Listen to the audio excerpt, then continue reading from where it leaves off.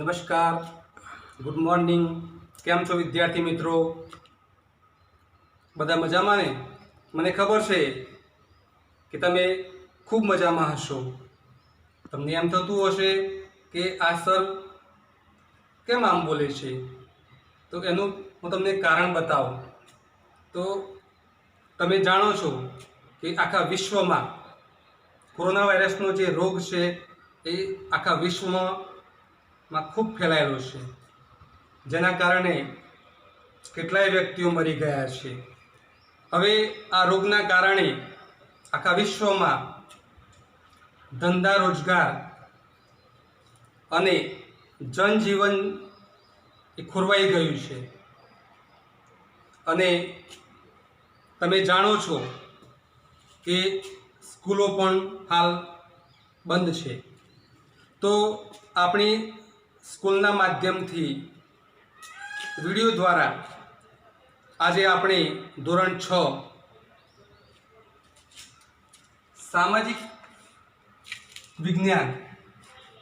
સામાજિક વિજ્ઞાનનો વિષય એ આપણે જોઈશું. આ વિડીયો તમારે શાંતિથી જોવાનો છે અને આ વિડીયો તમારે સમજવાનો છે, જેના કારણે તમને ખ્યાલ આવે. તો શરૂઆત કરું એ પહેલાં હું તમને એક વાત કરું, એક સ્થળની વાત કરું, જેનું નામ છે તાજમહલ. સ્થળનું નામ તમે સાંભળીને તમને લાઈટ થઈ ગઈ હશે કે તાજમહલ શું છે. તો આ તાજમહલ જે છે એ એક 7 અજાયબીઓ જે છે એમાંનું એક છે તાજમહલ. હવે તાજમહલ કોણે બંધાવેલું અને કેમ બંધાવેલું એ જાણવું હોય તો તમારે જૂનો ઇતિહાસ જે છે એ જોવો પડે, તો તમને ખ્યાલ આવે કે આ તાજમહલ જે છે એ કોણે બંધાવેલું અને કેમ બંધાવેલું. તો આ ઇતિહાસ જે છે એ આપણે જાણવા માટે આપણે પુસ્તકોમાંથી એ આપણે જાણી શકીએ છીએ કે ભાઈ તાજમહલ કોણે બંધાવેલો અને કેમ બંધાવેલો. તો કોઈ પણ પ્રાચીન જે સ્થળ હોય છે તો તેના વિશેની જો માહિતી તમારે જાણવી હોય તો તમારે એનો ઇતિહાસ જે છે, જૂનો ઇતિહાસ તમારે જોવો પડે. તો તાજમહેલની વાત કરું તો તાજમહેલ જે છે એ શાહજહાં કરીને એક મુઘલ સામ્રાજ્યના એક રાજા હતા. એમણે આ તાજમહલ છે એ બંધાવેલો. હવે આ જે શાહજહાં જે રાજા હતા, એમની પત્ની જે હતા, તો એમની યાદમાં આ તાજમહલ જે છે શાહજહાંએ બંધાવેલો, એમની પત્નીની યાદમાં બંધાવેલો. એટલા માટે જ આ તાજમહલને પ્રેમનું પ્રતીક કહેવામાં આવે છે. અને તમે જાણો છો કે આ તાજમહલને જોવા માટે દેશ વિદેશમાંથી લોકો આપણા ભારત દેશમાં આવે છે. હવે આ તાજમહલનો આપણે ઇતિહાસ જાણવો હોય તો આપણે પુસ્તકો દ્વારા એ આપણે જાણી શકીએ છીએ. એટલે પ્રાચીન સમયની જે કોઈ પણ વસ્તુ હોય કે કોઈ પણ સ્થળ હોય તો તેના વિશે આપણે જાણવું હોય તો આપણે એનો પ્રાચીન ઇતિહાસ જે છે એ સમજવો પડે. તો આજે આપણે આ પહેલો જે પાઠ છે, પ્રકરણ 1 ધોરણ 6, એમાં પહેલું પ્રકરણ જે છે એ ચાલો ઇતિહાસ જાણીએ. આ આપણું ધોરણ 6માં પહેલું પ્રકરણ છે. તો હવે ઇતિહાસ શું છે તો તેના વિશે આપણે સમજીએ આ પાઠ દ્વારા. તો સમાજ વિજ્ઞાનો એ મનુષ્યના સામાજિક વિશ્વથી માહિતગાર કરે છે. સમાજ વિજ્ઞાનો જે હોય છે એ મનુષ્યના જે સામાજિક જે જીવન હતું એ વખતે, તો એ સામાજિક વિશ્વથી આપણને માહિતગાર કરે છે, એટલે કે જણાવે છે. જેમાં ભૂગોળ, અર્થશાસ્ત્ર, સામાજિક પરિસ્થિતિ અને સંસ્થાઓ અને રાજકીય પ્રવૃત્તિઓ અને સંગઠનોની જાણકારી જે છે એ આપણને પ્રાપ્ત થાય છે. હવે આ ઇતિહાસ જે છે આ વિષય એ સિવાય જે સમાજ વિજ્ઞાનો જે છે એ આપણા જે વર્તમાન એટલે કે હાલનું સમાજ જીવનનો પરિચય કરાવે છે. હાલમાં જે પરિસ્થિતિ જે છે એ પરિસ્થિતિનો પરિચય જે છે એ આ સમાજ વિજ્ઞાનો એટલે કે ઇતિહાસ વિષય સિવાયના જે સમાજ વિજ્ઞાનો જે છે એ આપણને વર્તમાન સમાજ જીવનનો પરિચય કરાવે છે કે હાલમાં શું ચાલી રહ્યું છે. આગળ આપણે વાત કરીએ,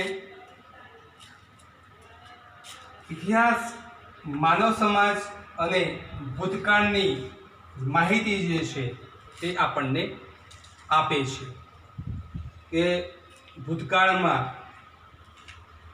કેવું માનવ સમાજ હતો અને લોકો શું પ્રવૃત્તિઓ કરતા હતા એ આપણને ઇતિહાસ પરથી જાણવા મળે છે. હવે ઇતિહાસની મદદથી વર્તમાન કાળને જાણી શકીએ છીએ. હાલમાં એટલે વર્તમાન કાળ એ આપણે આજે ઇતિહાસ પરથી આપણે વર્તમાન કાળને જાણી શકીએ છીએ. મેં તમને પહેલાં પણ વાત કરી કે ભાઈ કોઈ પણ સ્થળ હોય તમે એને જોવો, અત્યારે હાલમાં વર્તમાનમાં જોવો છો, પણ એ ક્યારે બનેલું, કોણે બંધાવેલું એ આપણે એનો જે ઇતિહાસ જે છે એના પરથી આપણે જાણી શકીએ. હવે આગળ વાત કરું, શું આપણે ભૂતકાળના જ્ઞાન વગર આ સમાજ જીવનને સમજી શકીએ? પ્રશ્નાર્થ છે કે ભૂતકાળનું જ્ઞાન ન હોય તો તમે આ સમાજ જીવનને સમજી શકો? ના સમજી શકો. કેમ કે એનું કારણ છે કે જ્યાં સુધી તમે ઇતિહાસને જાણો નહીં ત્યાં સુધી તમે આ સમાજ જીવનને સમજી શકશો નહીં. સમાજ જીવનને સમજવા માટે તમારે પહેલાં ઇતિહાસને જાણવું પડે કે પહેલાંના સમયમાં શું હતું એ. બરાબર. આગળ જોઈએ આપણે, ઇતિહાસ જે છે એ માનવ જીવનની રસપ્રદ પાસાઓ છે એની જાણકારી આપે છે આપણને.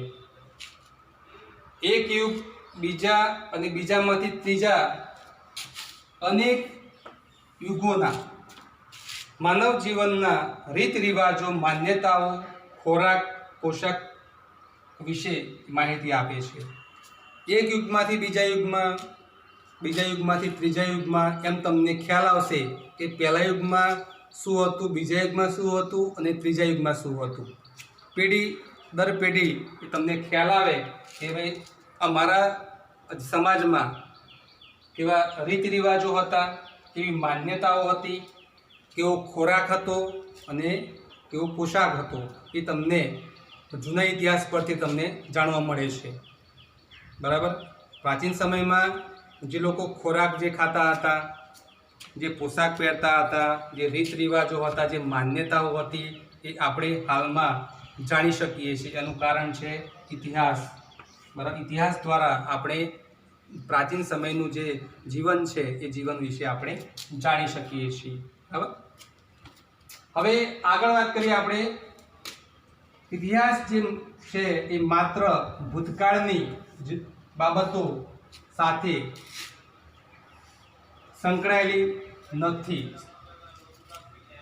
ઇતિહાસ જે છે એ માત્ર ભૂતકાળની જે બાબતો છે એ બાબતો સાથે સંકળાયેલો નથી.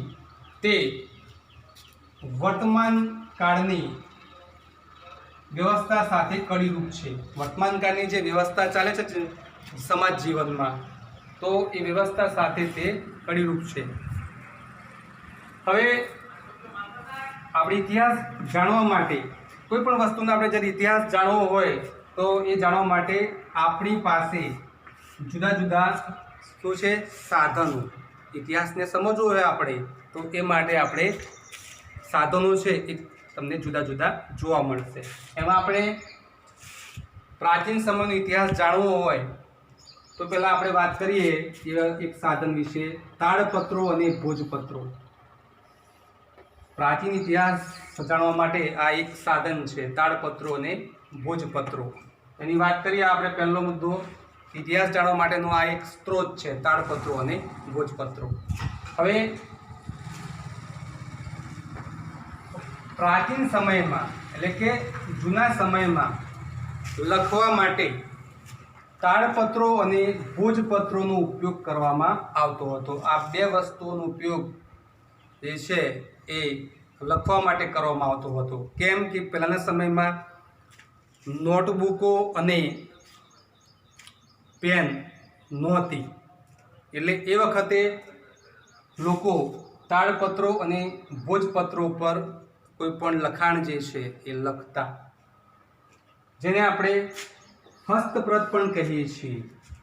એવા લખાણને, તાડપત્રો અને ભોજપત્રો ઉપરના લખાણને આપણે હસ્તપત્ર હસ્તપ્રત, પત્ર નહીં પણ હસ્તપ્રત આપણે કહીએ છીએ લખાણ. એ તાડપત્રો અને ભોજપત્રો પરના લખાણ. હવે એમાં આપણે પહેલાં વાત કરીએ તાડપત્રો એ કોને કહેવાય. તો તાડપત્રોની આપણે વાત કરીએ તો તાડ જે વૃક્ષ છે, તાડ નામનું એક વૃક્ષ છે અને એનું પર્ણ એટલે કે પાન, પર્ણ પર લખાયેલી હસ્તપ્રતો, બરાબર. એટલે આ હસ્તપ્રતો જે છે એ તાડ વૃક્ષના પર્ણ પર લખાયેલી છે, જેને આપણે તાડપત્રો કહીએ છીએ. એટલે તાડપત્રો જે બનાવવામાં આવે છે એ તાડ નામના વૃક્ષના પાન પરથી આ તાડપત્રો બનાવવામાં આવે છે. એટલે કે તાડપત્રો એટલે કે તાડ વૃક્ષના પર્ણ પર લખાયેલી હસ્તપ્રતો એટલે તાડપત્રો. પછી આપણે વાત કરીએ ભોજપત્રો કોને કહેવાય. આ પણ એક આપણે ઇતિહાસ જાણવા માટેના એક શું છે હસ્તપ્રત છે, બરાબર. તો હિમાલયમાં થતા, તમે જાણો છો કે આ હિમાલય એક પર્વત છે મોટામાં મોટો, બરાબર. તો હિમાલયમાં થતા ભુર્જ નામના, નામ ખાસ યાદ રાખજો તમારે, ભુર્જ નામના વૃક્ષોની પાતળી આંતરછાલ, આ વૃક્ષ છે એની પાતળી આંતરછાલ ઉપર લખાયેલા હસ્તપ્રતો, ઉપર લખાયેલી હસ્તપ્રતો એટલે કે ભોજપત્રો.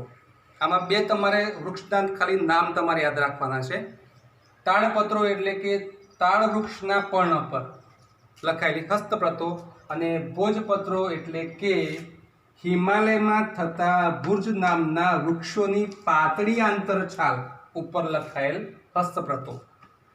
પેલામાં પર્ણ આવે છે અને આમાં વૃક્ષોની પાતળી આંતરછાલ, છાલ ઉપર આ લખાણ લખાયેલું છે, એને આ જે હસ્તપ્રતો છે એને આપણે ભોજપત્રો કહીએ છીએ. એટલે બે તમારે ખાલી વૃક્ષના નામ તમે યાદ રાખશો તો પણ તમને ખ્યાલ આવી જશે કે ભાઈ તાડપત્રો કોને કહેવાય અને ભોજપત્રો કોને કહેવાય, બરાબર. એટલે આ તાડપત્રો અને ભોજપત્રો કોને કહેવાય આ એની વ્યાખ્યા છે, બરાબર. આગળ જોઈએ આપણે. તાડના પર્ણ પર અને ભુર્જ જેવા વૃક્ષોની છાલ, એની જે હસ્તપ્રત છે એમાં લખતા લોકો અને તેમાંથી તેમની જે ભાષા છે અને જીવન જીવવાની જે પદ્ધતિ છે એની જાણકારી આપણને આ તાડપત્રો અને ભોજપત્રો પરથી આપણને મળે છે. કે પહેલાંના સમયમાં લોકોની જે ભાષા જે છે એ ભાષા કઈ હતી અને એનો એમની જીવન જીવવાની જે પદ્ધતિ કઈ હતી એ આપણે આ તાડપત્રો અને ભોજપત્રો પર જે લખાયેલી જે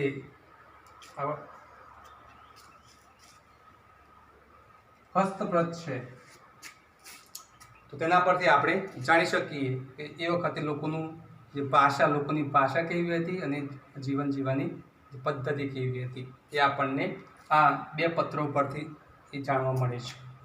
હવે આ લખેલી જે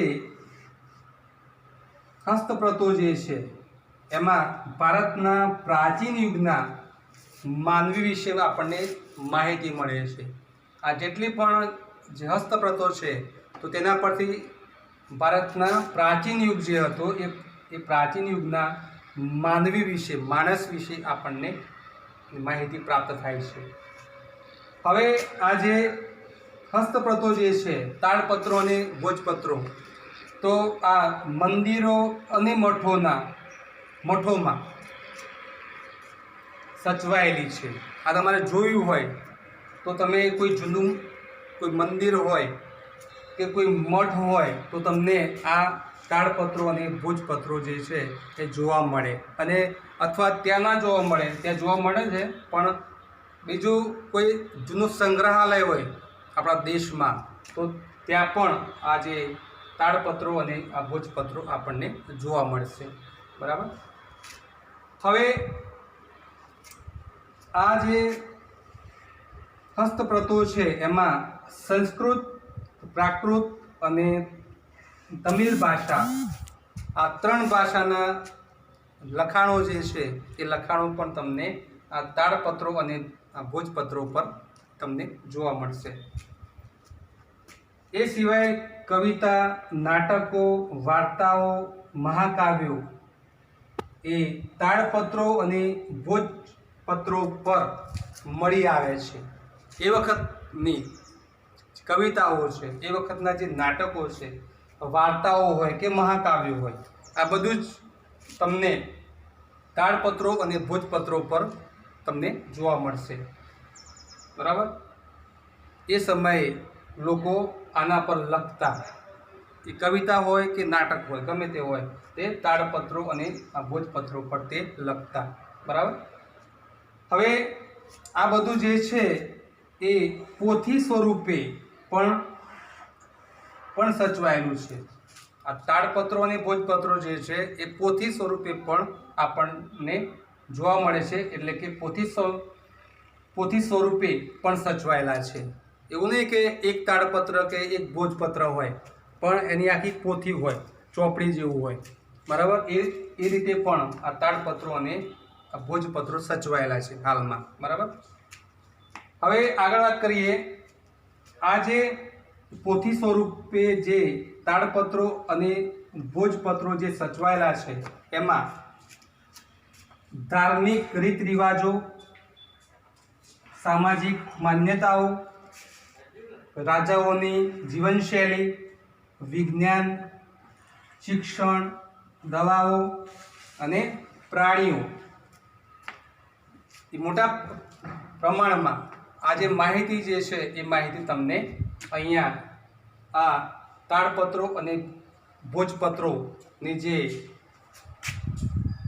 પોથીઓ છે, જે પોથી સ્વરૂપે જે હોય છે તાડપત્રો અને ભોજપત્રો, ત્યાં તમને આ તમામ જે માહિતી જે છે એ માહિતી તમને આમાંથી એ તમને મળશે કે પ્રાચીન સમયમાં શિક્ષણ કેવું હતું, પછી રાજાઓની જે જીવનશૈલી છે એ જીવનશૈલી કેવી હતી, એ તમને આ તાડપત્રો અને ભોજપત્રો ઉપરથી તમને જાણવા મળશે. બરાબર. તો અહીંયા આપણે ઇતિહાસ જે છે એ જાણવા માટેના આ એક જે સાધન છે, તાડપત્રો અને ભોજપત્રો. બરાબર. એના વિશે આપણે વાત કરી અને તેના વિશે તાડપત્રો અને ભોજપત્રો પરથી આપણે જૂનો ઇતિહાસ એટલે કે પ્રાચીન ઇતિહાસ આપણે જાણી શકીએ છીએ. બરાબર. હવે આ મુદ્દો આપણે આટલા સુધી આપણે રાખીશું.